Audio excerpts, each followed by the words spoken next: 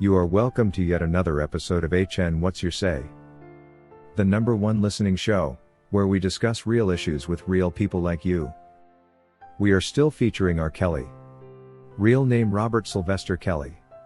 Also known as the R&B King. R. Kelly's trial was characterized with inconsistencies, contradictions and outright falsehoods from key witnesses who took the stand to aid the government in its mission to paint him as a criminal. A closer examination of the testimonies reveals a troubling pattern of lies. It turns out many of the very individuals who accused him of wrongdoing initially deceived him about their age. Meanwhile, this fact alone raises serious questions about the fairness of his conviction and whether justice was truly served. Take Geronda Pace for example. A self-proclaimed superfan of R. Kelly who says she encountered him outside the 2008 courthouse where he was facing previous allegations. According to her own testimony, she approached him, exchanged greetings and walked away with his phone number. It was later on in 2009 that she and her friends were invited to a party at his home where she informed him that she was 19 years old. This revelation is crucial because it directly challenges the narrative that R. Kelly deliberately sought out minors. Instead, it shows that like many other government witnesses, Pace actively pursued him while lying about her true age.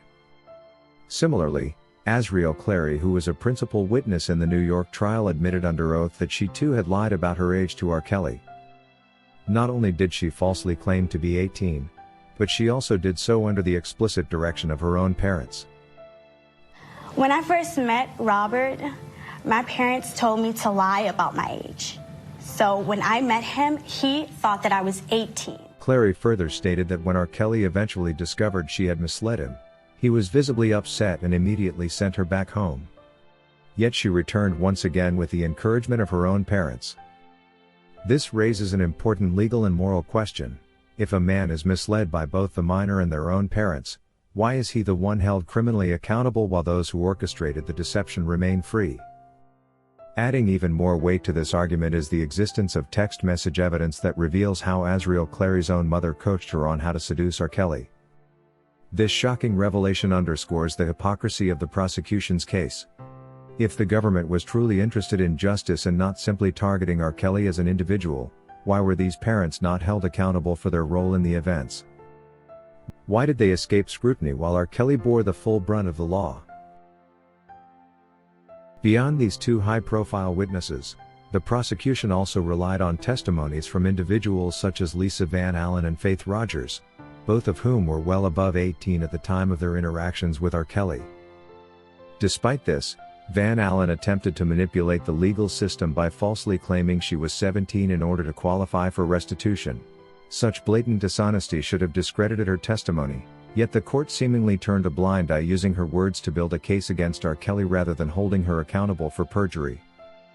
The miscarriage of justice in this case becomes even more apparent when considering the larger implications. R. Kelly was essentially punished for engaging in relationships with women who misrepresented their age, while the very people who orchestrated these lies, whether out of personal gain, parental misjudgment, or ulterior motives, escaped any form of legal consequence.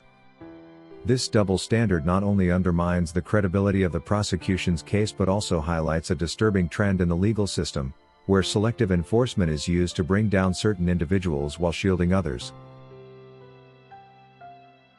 If justice is truly blind, it must apply evenly. The law cannot selectively punish one party while ignoring the culpability of others involved. R. Kelly's case exemplifies a grave injustice where a man was condemned based on testimonies from individuals who lied to him, manipulated the truth, and were often coerced or influenced by external forces including their own families.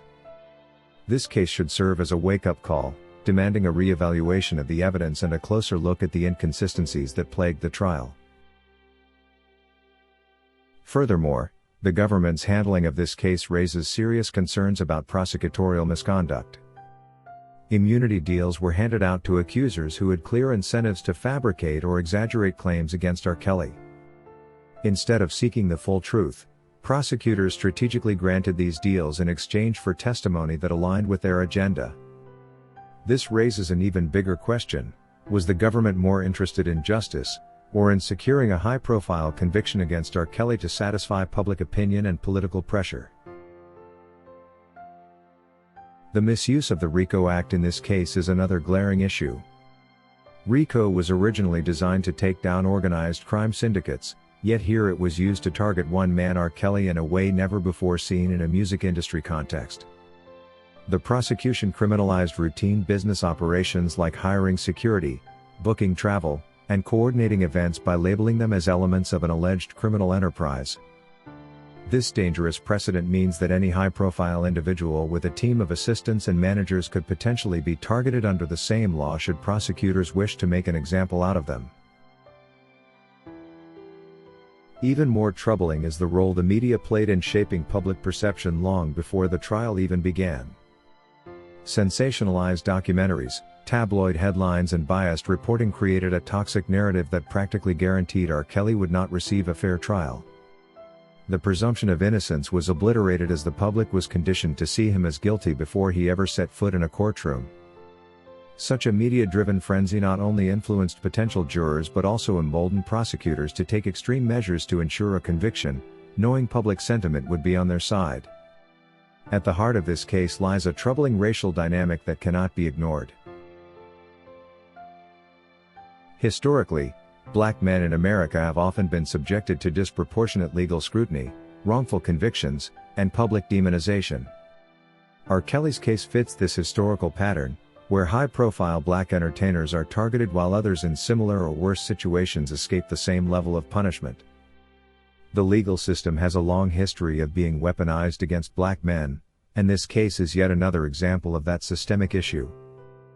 Moreover, the parents of these accusers played an undeniable role in orchestrating and encouraging their daughter's involvement with R. Kelly. Instead of being held accountable for their actions, they were treated as victims while R. Kelly was scapegoated for circumstances beyond his control. The selective application of justice in this case is staggering, and it raises serious ethical concerns about how the prosecution chose to pursue this case. The judicial process must be based on facts, fairness, and consistency. Not on emotional manipulation, media pressure, or selective prosecution. R. Kelly was convicted not because of irrefutable evidence, but because of a flawed process that ignored critical truths, disregarded inconsistencies, and punished one man while letting others walk free. If you want to be featured in our video releases, send us your clips by emailing them to hnnewsroom242@gmail.com or use Google Drive for larger files. Be sure to include your name and any details you'd like us to know. We can't wait to showcase your contributions. That is all we had for you today on HN What's Your Say. To keep updated whenever we post a new video, subscribe to this channel now. Also remember to hit the bell icon and enable notifications. And feel free to share your opinions with us in the comment section below, and let us know if you would like us to publish your views in our next release. We value all our subscribers' opinions.